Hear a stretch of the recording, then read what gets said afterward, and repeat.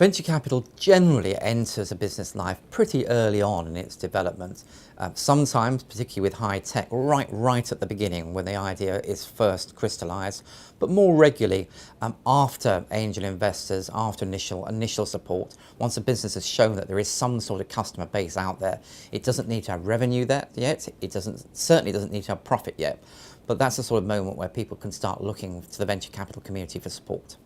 Well, venture capital is ultimately an equity investment, it's not debt. So a venture capitalist would expect to take a relatively small, definitely a minority stake in a business on the basis of an agreed valuation.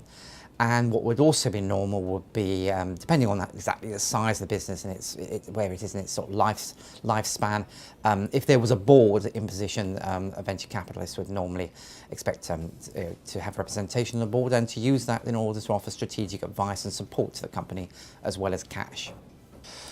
Venture capital funding, I mean, it would be unusual unless the business were an absolutely astonishing instantaneous success for venture capital to be involved for less than 4 or 5 years, and 7 or 8 years is entirely normal. And frequently follow-on funding would occur. Indeed, that's the kind of expectation, and you might find, depending on the level of support a business needs as it evolves, that other venture capital firms become part of the syndicate as well.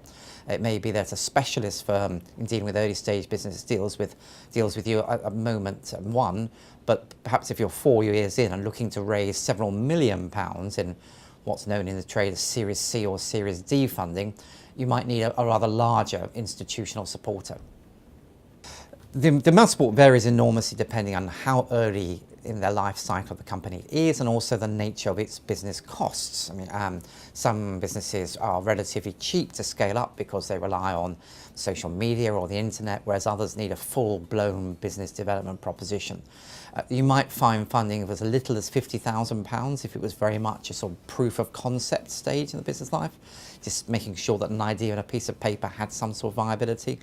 More likely you're looking at sort of several hundred thousands of pounds at sort of Series A, Series B, and probably entering the millions of pounds later on after that.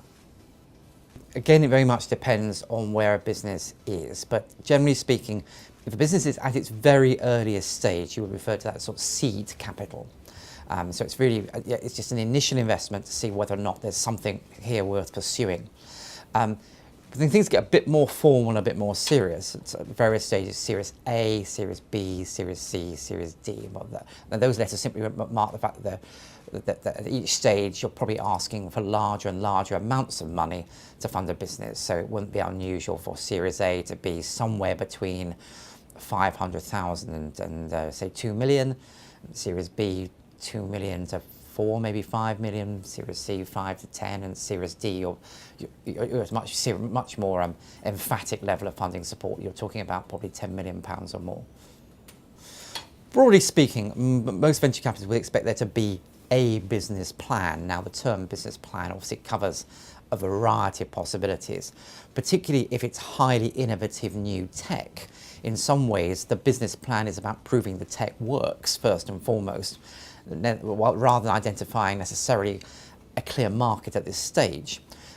It's a slightly more conventional form of proposition, then what a venture capitalist would be looking at would be some evidence that you know what the market is, you know its size, and you know your potential to penetrate that market.